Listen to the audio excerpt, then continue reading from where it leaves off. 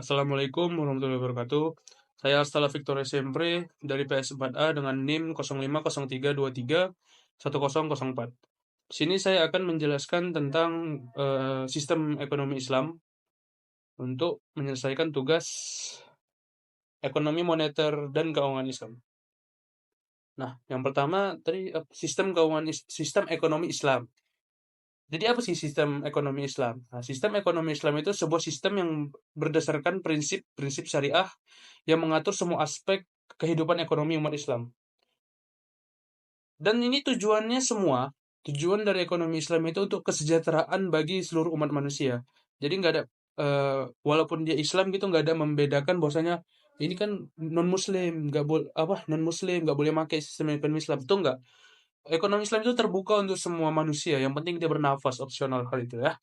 Dia manusia, dia boleh menggunakan sistem ekonomi Islam karena pada dasarnya sistem ekonomi Islam ini kan berlandasan dengan Al-Quran dan Sunnah. Dan Al-Quran dan Sunnah itu bukan berfungsi untuk umat Islam aja, tapi untuk seluruh manusia di bumi gitu kan. Tidak ada batasan dalam ekonomi Islam. Nah, apa prinsip dasar dari sistem ekonomi Islam? Yang pertama itu tauhid. Ini udah paling umum mungkin ya dari segala bentuk dari Islam gitu. Semua dari Islam itu harus berlandaskan dengan tauhid. Jadi dalam ekonomi Islam, segala aktivitas ekonomi itu dimaknai sebagai bagian dari ibadah kepada Allah Subhanahu wa taala. Jadi karena itu transaksi itu harus sesuai dengan ketentuan yang ada dalam Al-Qur'an. Contoh, ini yang sering terjadi ya di eh, Indomaret. Jadi atau di mana-mana pun kita belilah. Kita itu beli gampangnya jajan lah, beli jajan 5.000. Tapi di dalam nota jajannya itu, harga jajannya itu 4.700 gitu. Nah, di awal tuh nggak ada dibilangnya itu akadnya bagaimana atau segala macam. Tiba-tiba nggak dibalikkannya. Harganya 4.700, langsung aja dibilangnya pas ya Pak. 300 itu nggak tahu kemana. Nah, dalam Islam itu termasuk goror. Bukan termasuk goror sih. Termasuk yang dilarang gitu. Karena tidak sesuai dengan akad awal. Memang sedikit ribet. Perkara 300 rupiah doang bisa kayak haram. Cuman ya seperti itu Islam, Mas. Dia punya aturan sendiri gitu. Punya punya cara mainnya sendiri gitu. Jadi di awal tuh harus jelas 300 itu harus dibilang, "Pak, ini 300-nya kita donasikan." Nah, itu kalau biasa di Nomaret atau di mana. Nah, kalau misalnya nggak dibilang, itu status transaksinya itu haram.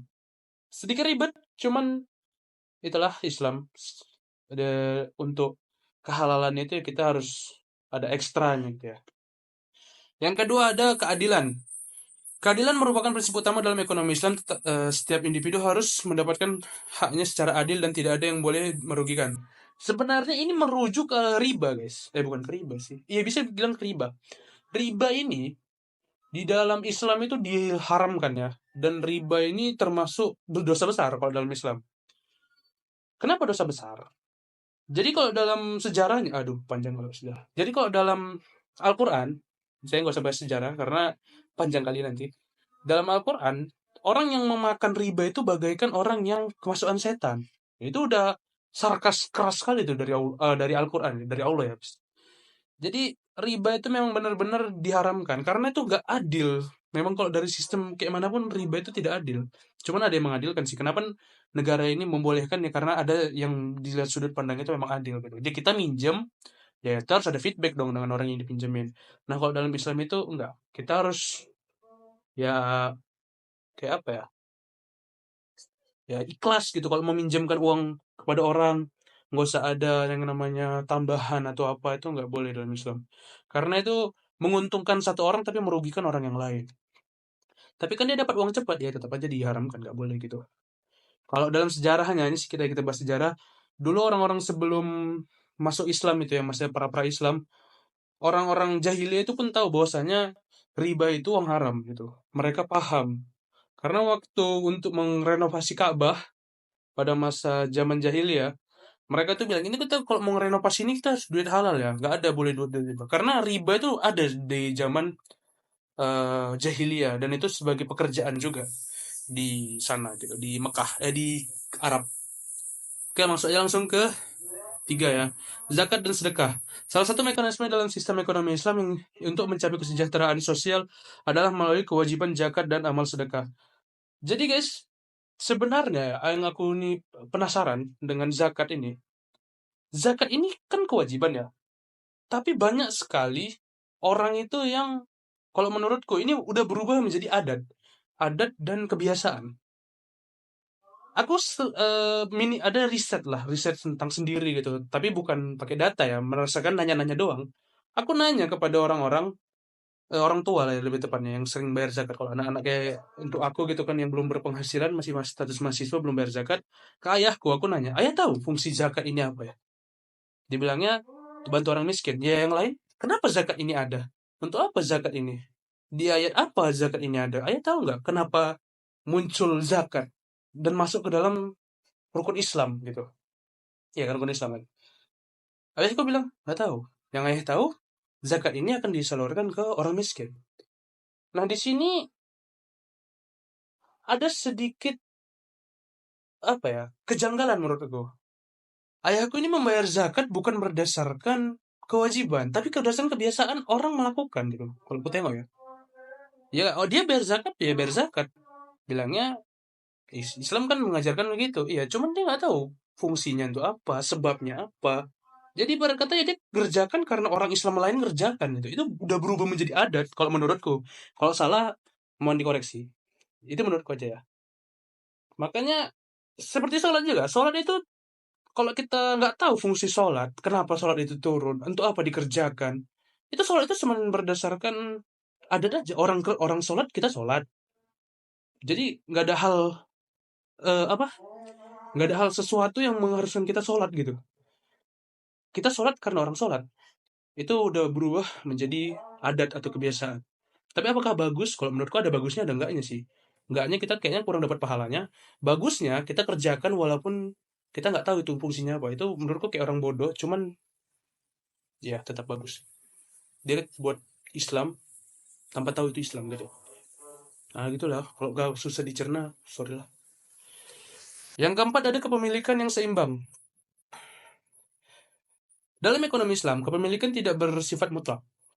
Jadi setiap individu memiliki hak untuk mengelola harta, tapi harus dipertimbangkan hak orang lain dan tidak menyalahgunakan kekayaan.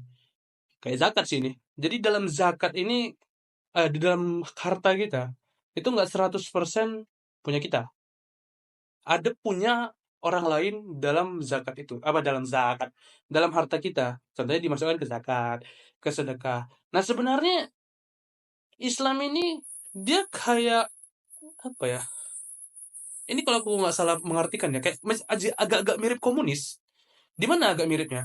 Jadi komunis itu kan apa yang punya kita itu punya bersama gitu kan.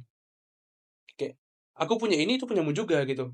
Di dalam Islam juga ada sedikit diajarkan seperti itu loh guys. Kayak zakat atau apa kurban. Kalau kita punya 40 kambing, ya kambing ya, kita wajib mengkurbankan satu. Itu kan agak sedikit menyentuh sifat komunis, cuman nggak sepenuhnya komunis. Kalau aku nggak salah mengartikan komunisme ya. Jadi ya bagus aja sih sebenarnya. Tapi kebanyakan orang-orang di Indonesia ini kan menganggap komunis itu jahat apa segala macam. Aku pun sempat berarti ini macam-macam komunis, cuman itu tetap agak bagus sih. Padahal ini lupakan aja lah. Ini ngelantur aja. Bagian dari entah apalah kubur ini. Jadi tadi itu kepemilikan keseimbangan. Praktik ekonomi Islam. Kita masuk aja langsung berikutnya. Praktik ekonomi Islam. Berbagai sektor dalam ekonomi Islam didasarkan pada prinsip-prinsip yang telah disebutkan. Contohnya adalah dalam sektor perbankan, karena saya jurusan perbankan jadi saya masukkan perbankan.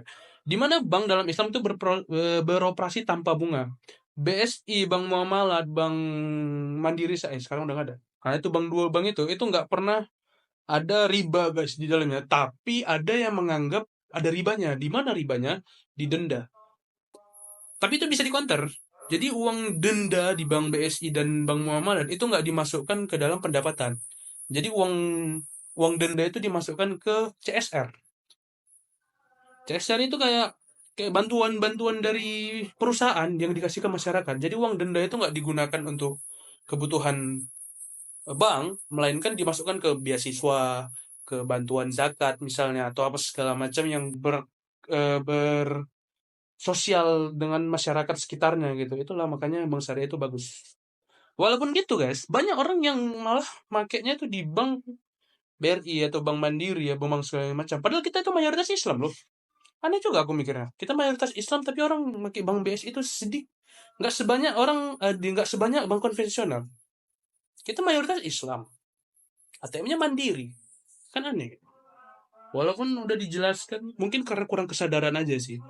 Kurang kesadaran kepada masyarakat, makanya mereka nggak mau menggunakan bank syariah. Yang tahu kita kan, kalau dalam Indonesia ini yang haram tuh babi atau yang lain-lain yang apa kayak narkoba itu doang itu. Cuman basic-basic aja yang diketahui orang-orang Islam. Jadi literasi pengetahuan mereka tentang Islam itu kurang walaupun mereka Islam. Jadi mereka tahunya itu yang sering dibincangkan di masyarakat aja.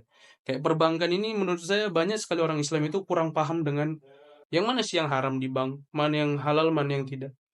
Padahal di bank itu guys, bank syariah, bank konvensional itu 100% penghasilannya itu riba loh. Ya hampir 100%, 90% lah, 90% penghasilannya itu riba. Dan riba diharamkan sekali di Islam. Kayak tadi aku bilang udah jelaskan larangan riba ya. Tapi kenapa kita tetap menggunakan bank konvensional? Kalau kalau menurutku karena kalah start. Kalau orang Indonesia itu kan menggunakan bank itu yang paling banyak untuk cuman transaksi online doang gitu. Kayak misalnya kita nabung doang, habis itu uangnya ditarik ya dikeluarkan itu sama aja gitu kan. Nah, itu kan sebenarnya kalau dalam bank syariah juga sama, cuman bedanya di bank syariah itu namanya wadiah titipan. Ya bisa diambil, bisa dikeluarkan dan lain-lain segala macam. Cuman kalau untuk pinjam meminjam misalnya ke bank, itu banyak orang ke bank konvensional, padahal itu riba loh guys. Riba itu sangat-sangat diharamkan sekali dalam Islam. Jadi mulailah menggunakan bank BSI, walaupun ribet, tapi worth it sih menurut aku. Karena bank BSI ini kalau misalnya kita minjem kredit lah, kredit di bank syariah. Nah di bank syariah itu kita namanya ada mudoroba. Misalnya kalian mau beli mobil, itu mudoroba itu Nah itu pokoknya pembiayaan. Misalnya kalian mau beli mobil ya, nah mobilnya ini eh harganya 100 juta. Nah kalau kalian ke bank, tapi kalian nggak punya duit gitu. Nah kalian datang ke bank BSI itu bakal kasih kalian mobil. Cuman dia membelikan kalian mobil, habis itu kalian cicil, kalian bayar dengan margin keuntungan bank. Beda sama bank konvensional. Kalau bank konvensional nggak peduli, kau mau minjem untuk apa tuh nggak ada pentingnya. Yang penting kau minjem dana duit untuk buka usaha mau apa segala macam suka-sukamu. Kalau bank BSI itu transparan semua. Kalian minjem duit mau untuk apa? Untuk usaha kah? Atau untuk beli barang kah? Atau untuk beli rumah kah? Nah, itu semua tertera jelas. Jadi transparan ya. Jarang sekali di bank syariah ini, bahkan nggak ada sama sekali di bank syariah ini haramnya gitu. Kali didenda doang. Ditambah di bank syariah ini ada namanya pengawas syariah juga, ada DPS, ada Dewan Pengawas Syariah, habis itu ada satu lagi. Ada satu lagi lah, saya lupa apa namanya. Oke, mungkin itu saja tentang ekonomi Islam. Sekedar perkenalan singkat saja. Mohon maaf apabila saya ada sedikit kesalahan, karena saya juga masih statusnya mahasiswa, masih belajar. Jadi apabila saya memiliki kesalahan atau apa segala macam, mohon dimaafkan. Bisa juga dikoreksi di komentar ini karena akan di-post di mungkin di TikTok, saya post di TikTok. Itu saja, terima kasih. Wassalamualaikum warahmatullahi wabarakatuh.